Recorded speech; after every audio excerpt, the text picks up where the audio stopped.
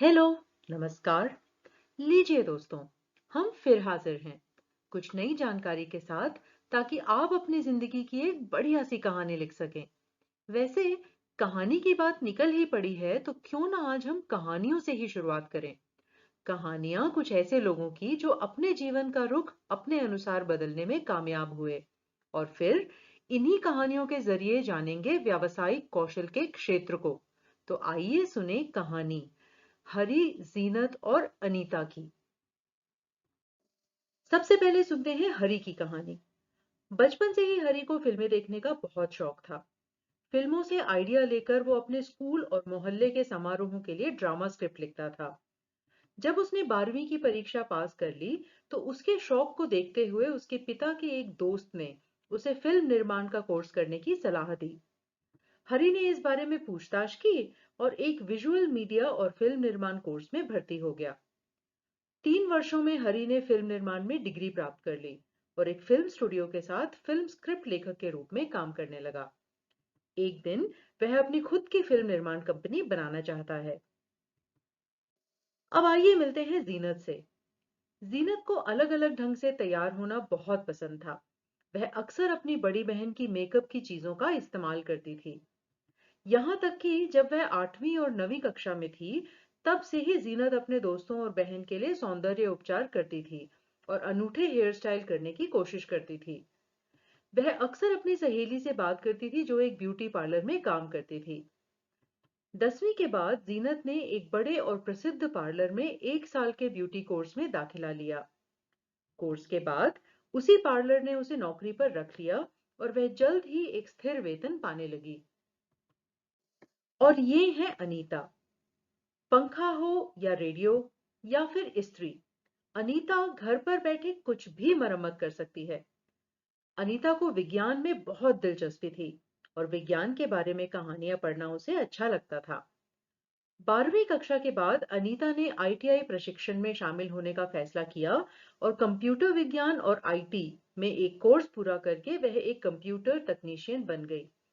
अपने संस्थान की मदद से उसने एक सॉफ्टवेयर विकास कंपनी के आईटी विभाग में नौकरी पा ली। अनीता अब सॉफ्टवेयर इंजीनियरों के लिए कंप्यूटर की स्थापना और मरम्मत करती है। दोस्तों, क्या आपने गौर किया कि इन सभी कहानियों में इन तीनों ने अपने शौक को ही अपना पेशा बनाया। ऐसे शौक जिनको पेशे में बदलने के लिए बड़ी बड़ी डिग्रियों की जरूरत नहीं होती। आइए इनमें से कुछ के बारे में आपको बताएं। लकड़ी का काम या बढ़ईगिरी यानी कारपेंट्री। सौंदर्य उपचार यानी ब्यूटी ट्रीटमेंट, जिसके अंतर्गत बहुत सारी प्रक्रियाएं आती हैं, जैसे थ्रेडिंग, हेयर कट, फेशियल इत्यादि। बिजली के उपकरणों की मरम्मत और रख रखाव, जो है विद्युत प्रौद्योगिकी यानी इलेक्ट्रिकल टेक्नोलॉजी। जिसको सैर सपाटे का शौक हो और घूमने से जुड़ी योजनाएं बनाने में माहिर हो, उनके लिए है पर्यटन यानी टूरिज्म का पेशा। नलों और पाइपों से जुड़ा पेशा नलसाजी या प्लम्बिंग। तरह तरह का खाना बनाना और खिलाना आता है केटरिंग के अंतर्गत। जिसे खरीदने बेचने का शौक हो, वो रिटेल को आजमा सकते हैं। और अंत में फिजियोथेरेपी यानी व्यायाम आधारित उपचार। इन सभी पेशों के लिए व्यावसायिक प्रशिक्षण यानी वोकेशनल ट्रेनिंग लेनी पड़ती है, ताकि आप में निहित कौशल को निखारा जा सके। ये तो थे पारंपरिक व्यवसाय। बदलते समय के साथ कई नए व्यवसाय अब इस लिस्ट में जुड़ गए हैं। आइए इनके बारे में भी कुछ जानें। रोबोटिक्स, रोबोट्स को जरूरत के अनुसार डिजाइन करना। बचपन में कार्टून तो आपने जरूर ही देखे होंगे। बस इन्हीं को बनाने का कौशल है एनिमेशन। अगर आप फोटो लेने में माहिर हैं, तो फोटोग्राफी को अपना पेशा बना सकते हैं। आजकल होती है हमारी सारी दुनिया मुट्ठी में, यानी मोबाइल में।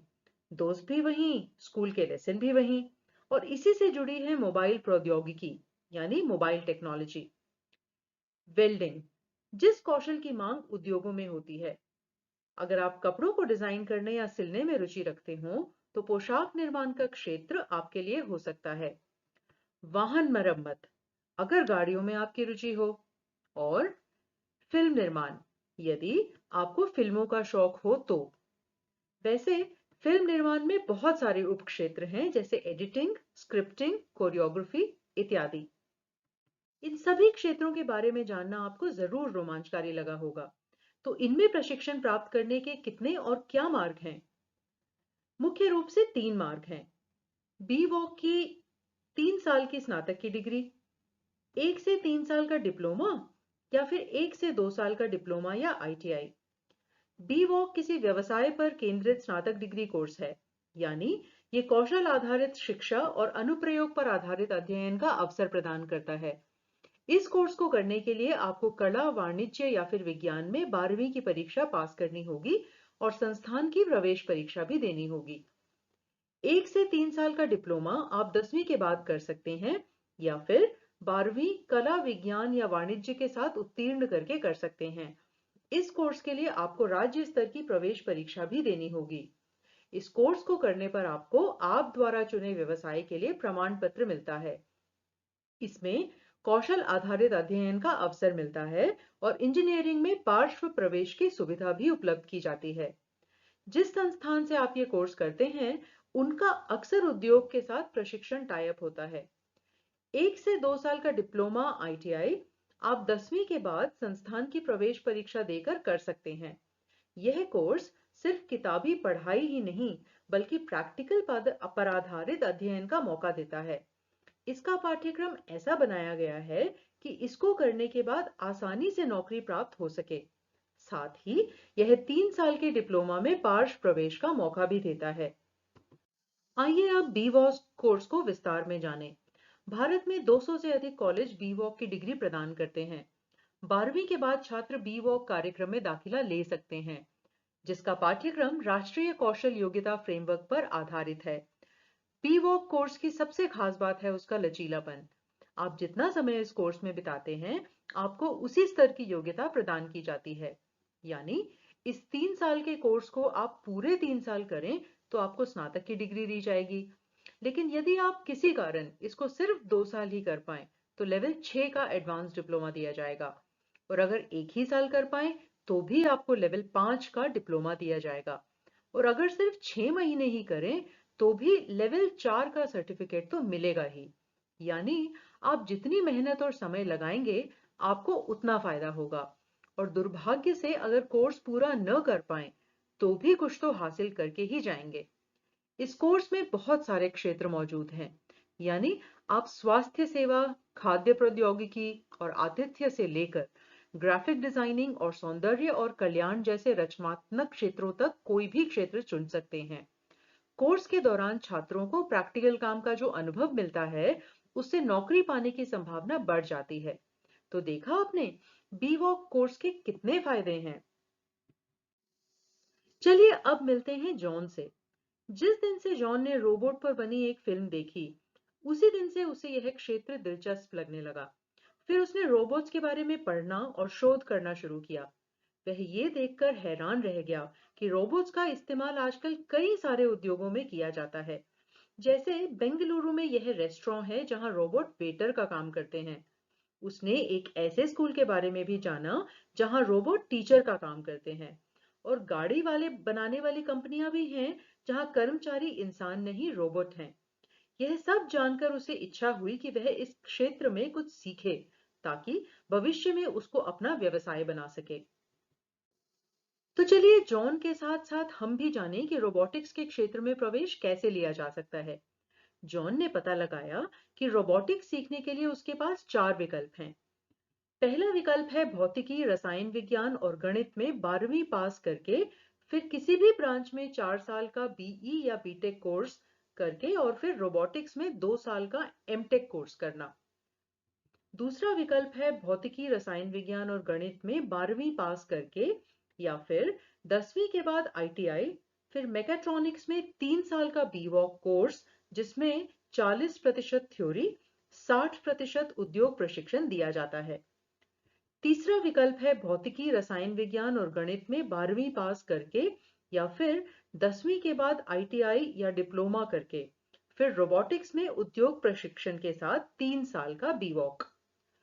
चौथा विकल्प है 10वीं के बाद रोबोटिक्स में प्रैक्टिकल आधारित 4 साल का डिप्लोमा। आपको क्या लगता है, जॉन इनमें से कौन सा विकल्प चुनेगा? बी वॉक का विकल्प है तो फायदेमंद। अन्य कोर्स की तुलना में सबसे जल्दी कौशल सिखाने वाला कोर्स भी है और प्रैक्टिकल अनुभव भी खूब मिलता है इसमें। वैसे अगर आप होते तो इनमें से कौन सा विकल्प चुनते? व्यावसायिक शिक्षा के मार्ग तो हमने जान लिए। आइए अब कुछ ऐसे पेशों पर नजर डालें जिनकी हमें रोजमर्रा की जिंदगी में बेहद जरूरत पड़ती है। ये पेशेवर हैं प्लम्बर, कारपेंटर और इलेक्ट्रिशियन। इनकी जरूरत पड़ती है कंपनियों में, घरों में, फैक्ट्रियों में, और ये पेशेवर अपना निजी बिजनेस भी शुरू कर सकते हैं। दोस्तों, इन पेशेवरों का नाम सुनकर आपके दिमाग में आए होंगे इलेक्ट्रिशियन, जिन्हें आप तब बुलाते हैं जब आपके घर का फ्यूज उड़ जाए। प्लम्बर, जो अक्सर जमी हुई नाली खोदने के लिए याद किए जाते हैं। और कारपेंटर, जो कुर्सी मेज बनाते समय नजर आते हैं। पर वास्तव में इनकी भूमिका इससे कहीं ज्यादा है। मसलन प्लम्बर सिर्फ नल रिपेयर करने या जमी नाली को खोलने के लिए ही नहीं, बल्कि किसी भी बिल्डिंग के पूरे पानी सप्लाई सिस्टम के लिए जिम्मेदार होते हैं। किसी भी बिल्डिंग की प्लानिंग के समय वे पाइपलाइन का पूरा नेटवर्क प्लान करते हैं। कारपेंटर वो हैं जो किसी और के डिजाइन को अंजाम देते हैं। फर्नीचर से लेकर अलमारियों तक सब इनके जिम्मे होता है। प्लम्बर की तरह ही इलेक्ट्रिशियन भी बिल्डिंग के डिजाइन के समय से अहम भूमिका निभाते हैं। इलेक्ट्रिशियन बनने के लिए चार रास्ते हैं। उनमें से किसी को भी चुनकर इस क्षेत्र में प्रवेश लिया जा सकता है।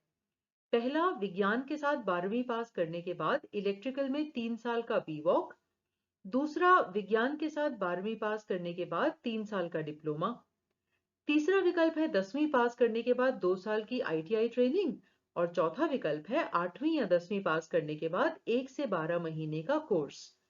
प्लम्बर और कारपेंटर बनने के लिए कोई डिग्री कोर्स तो नहीं है, पर डिप्लोमा और सर्टिफिकेट कोर्स जरूर उपलब्ध है।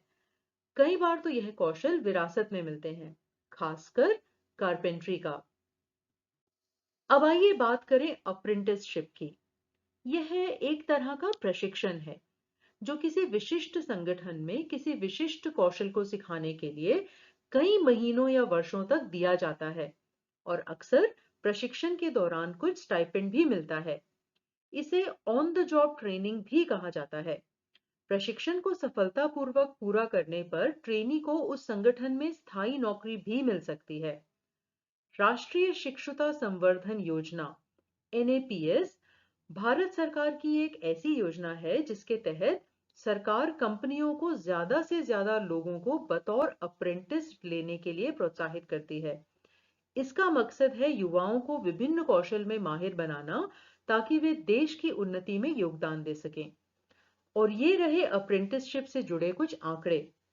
करीब 67,000 संगठनों ने अप्रेंटिसशिप का मौका प्रदान करने के लिए अपने आप को रजिस्टर किया है। अप्रेंटिसशिप के करीब 73,000 अवसर मौजूद हैं।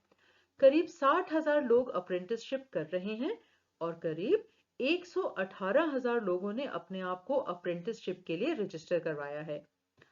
और ये रही कुछ कंपनियां जो अप्रेंटिसशिप के अवसर उपलब्ध कराती हैं।